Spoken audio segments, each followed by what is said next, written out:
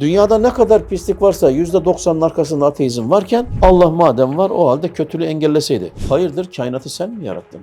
Kainatın kanunu sen mi koydun? Ateizm diyor ki ben diyor öbür tarafına karışmam, bana varsa Allah şimdi göster. Yani sen zaten var olmayı hak eden bir varlık değilsin ki. İşte soru böyle olur. Soru böyle sorulur. Doğru. Kötülüğün nedeni Allah mı insan mı? Yani herkes deli olsun. Herkes hayvan seviyesine gelsin. Yani seviye bu. Mecburen biz de o seviyeye inip cevaplamak zorunda kalıyoruz. Evet.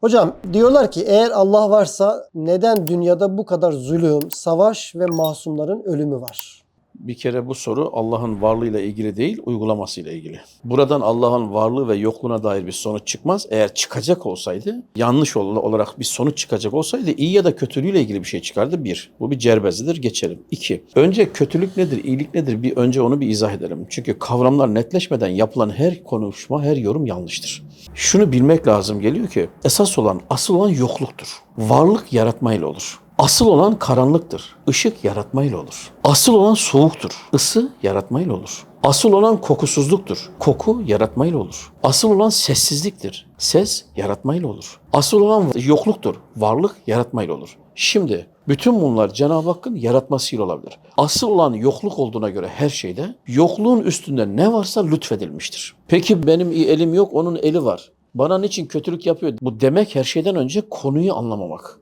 Konuya eksik yerden, yanlış yerden bakmak. Niye? Çünkü Cenab-ı Hak sana iki el vermek zorunda değildir. Bir el verse lütfetmiştir. Niye? Çünkü sen zaten var olmayı hak eden bir varlık değilsin ki. Hiçbir insan diyemez ki benim iki elim olmak zorunda, benim ayağım olmak zorunda, benim gözüm olmak zorunda. Hayır. Nereden geliyor insanın hakkı? Asıl olan yokluktur. Asıl olan karanlıktır, asıl olan soğuktur, asıl olan hareketsizliktir, asıl olan hastalıktır. Bunlar asıldır. Bunun dışında ne varsa lütfedilmiştir. Öyleyse sen bana niçin fazla lütfetmedin, lütfetmiyorsan bu kötülüktür demek meseleyi hiç anlamamaktır. Hiç anlamamak ve hatta edepsizliktir. Dolayısıyla Cenab-ı Hakk'a şunu sormak gibi oluyor. Bana niye daha çok lütfetmedin? Bana niye daha çok vermedin? İster verir, ister vermez. İster verir, İster vermez. Ama insan meseleyi anlamayınca, sanki her şeyde hakkı varmış gibi bilince, bu durumda insanda diğer insanlara göre eksik olan şey sanki hakkı verilmemiş gibi düşünüyor. Hayır, yokluğun üzerinde insana ne verilmişse lütuftur. İnsan bunu bilecek. İnsan var olduğuna şükredecek. Bir gözü varsa bir gözü olduğuna şükredecek. Eğer bir kulağı varsa kulağı olduğuna şükredecek. Kulağı duymuyor, gözü görmüyorsa var olduğuna şükredecek. Ama insanın kafasında ön şablon yanlış olunca, sanki normal insan olmak insanın hakkıymış gibi düşünüp bütün lütuflar gelecek, hiç ızdırap çekmeyecek, hiç acısı olmayacak. Bunlar sanki insanın hakkıymış gibi düşünülünce, ön şablon olarak bu kabul edilince Cenab-ı Hakk'ın başka insanlara verip de bize vermediği sanki kötülük gibi gözüküyor. Halbuki esas olan yokluktur. Esas olan karanlıktır.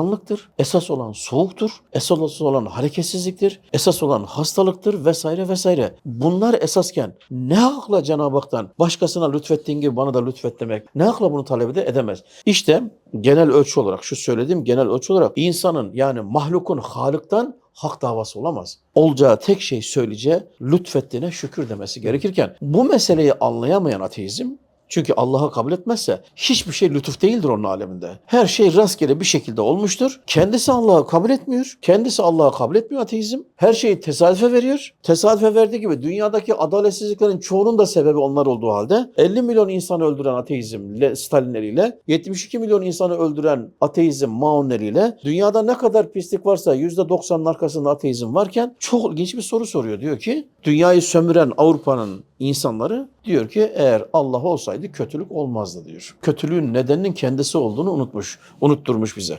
Ama buradaki bütün bunlar bir tarafa dikkat edilmesi gereken asıl nokta biraz önce söylediğimiz insanın hiçbir şeyde hakkı yoktur. Bir şey verilmişse o bir lütuftur. Her lütuf bir şükür gerektirir.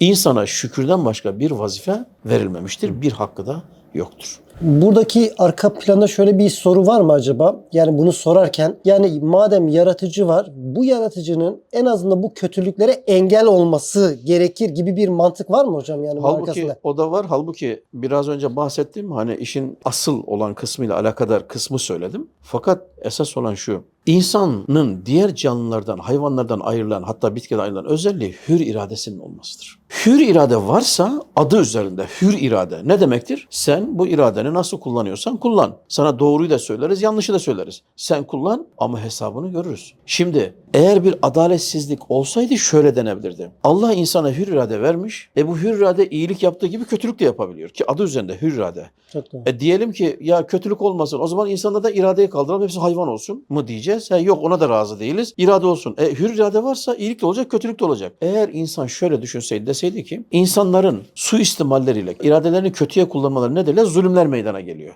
Allah bunun karşılığını da hesabını soracak mı? Zalime, mazluma da mükafatını verecek mi diye sorulursa işte soru şimdi tam olur. Doğru. Soru böyle sorulur. Doğru. Hem Allah'ı kabul etmeyecek hem de dünyada kötülüklerin sebebi olarak eğer Allah olsaydı kötülük olmayacaktı. Kötülüğün nedeni Allah mı, insan mı? Kötülüğü yapan hür irade sahibi insan değil mi? Evet. O zaman soruyu düzeltelim. Hür iradesi sebebiyle iyilik yapan insanlar olduğu gibi kötülük yapan insanlar da var. Kötülük yapan insanlardan zarar gören insanlar var. Madem zarar gören insanlar var, Allah bunların karşılığında zulmedene karşılığını verecek mi? Mazluma da bir mükafatını verecek mi diye soru sorulur.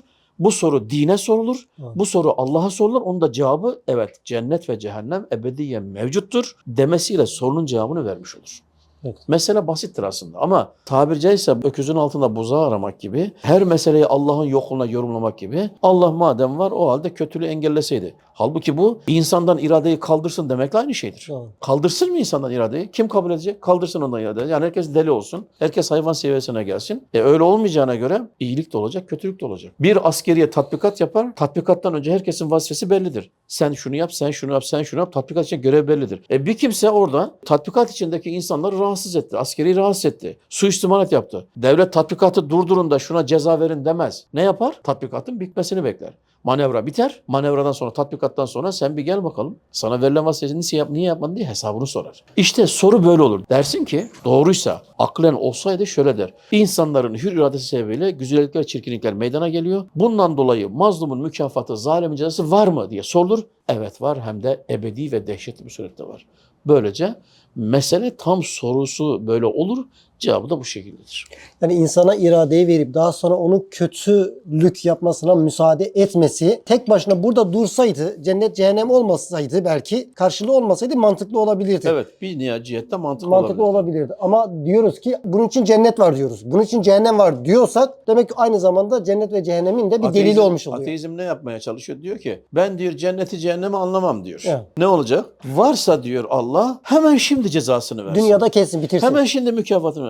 Hayırdır, kainatı sen mi yarattın? Hmm. Kainatın kanunu sen mi koydun? Çok güzel. Yaratan nasıl koymuşsa öyledir. Hem koyuyor, diyor ki hesabını göstereceğiz, defterini düreceğiz diyor. Mükafatın ebedi olduğunu, cezanın da ebedi olduğunu söylüyor. Diyor ki insan, ateizm diyor ki ben diyor öbür tarafına karışmam. Bana varsa Allah şimdi göster. Yani eğer diyor devlet varsa tatbikatın içinde, askeriyen tatbikatın içinde devlet yok diyor. Eğer olsaydı şimdi bu adam bu arkadaşa sıkıntı etti, şimdi ceza verirdi. Tatbikatı durdursun. Tatbikatı durdursun. Ya şimdi seviye bu.